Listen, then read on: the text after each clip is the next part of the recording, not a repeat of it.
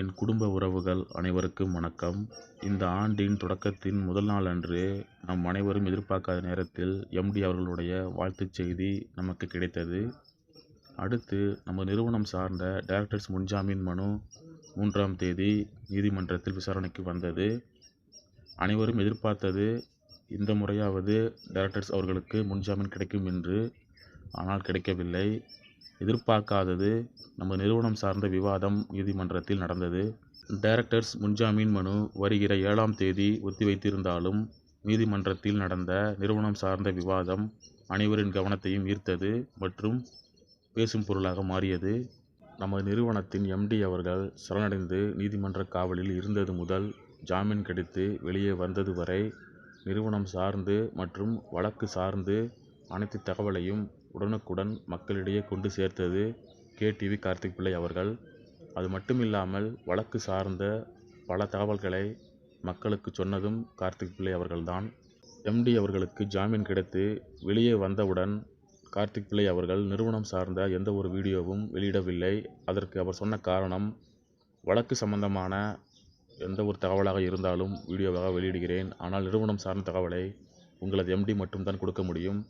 மீறி நாம் ஏதேனும் அப்டேட் கொடுத்தால் அது பிஆர்ஓ வேலை, அதாவது நிறுவனத்தின் ப்ரமோஷனுக்காக செய்யப்பட்ட வேலையாக மாறிவிடும் என்று சொல்லியிருந்தார் கார்த்திக் பிள்ளை அவர்கள். அவர் வெளியிடும் ஒவ்வொரு வீடியோ கீழும் சென்று பலர் நிறுவனத்தை பற்றி வீடியோ வெளியிடுங்கள் என தினசரி கமெண்ட் செய்து வந்தனர். இருப்பினும் நிறுவனம் சார்ந்த எந்த ஒரு தகவலையும் எம்டி அவர்களால் மட்டுமே கொடுக்க முடியும். வழக்கு தொடர்பான எந்த ஒரு தகவலாக இருந்தாலும் வீடியோவாக வெளியிடுகிறேன் என உறுதியாக சொன்னார் கார்த்திக் பிள்ளை அவர்கள். பலர் கார்த்திக் பிள்ளை அவர்கள் நிறுவனம் சார்ந்த வீடியோவை மீண்டும் எப்பொழுது வெளியிடுவார் என எதிர்பார்ப்புடன் காத்திருந்தனர். அதில் நானும் ஒருவன். நம்முடைய எதிர்பார்ப்பை பூர்த்தி செய்யும் விதமாக கார்த்திக் பிள்ளை அவர்கள் நிறுவனத்தின் மீதுள்ள வழக்கு தொடர்பான வீடியோ ஒன்றை தற்போது வெளியிட்டிருந்தார். அதற்கு முக்கிய காரணம், கடந்த டைரக்டர்ஸ் முன்ஜாமீன் மனு விசாரணையில் நீதிமன்றத்தில் நடந்த நிறுவனம் சார்ந்த விவாதமே ஆகும். இப்படி தற்போது நடக்கும் நிகழ்வுகளே முக்கிய சாட்சி. எதற்காக என்றால், கூடிய விரைவில் நல்லது நடக்கும் என்பதற்கு.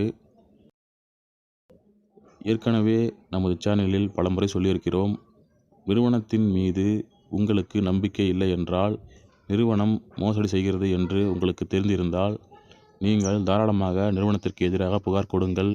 அது உங்களுடைய தனிப்பட்ட விருப்பம். மேலும் இதுபோல பல வீடியோக்கள் அடுத்து வரவுள்ளன. காத்திருங்கள், நல்லது நடக்கும். அதுவும் வெகு விரைவில் நடக்கும். நன்றி, வணக்கம்.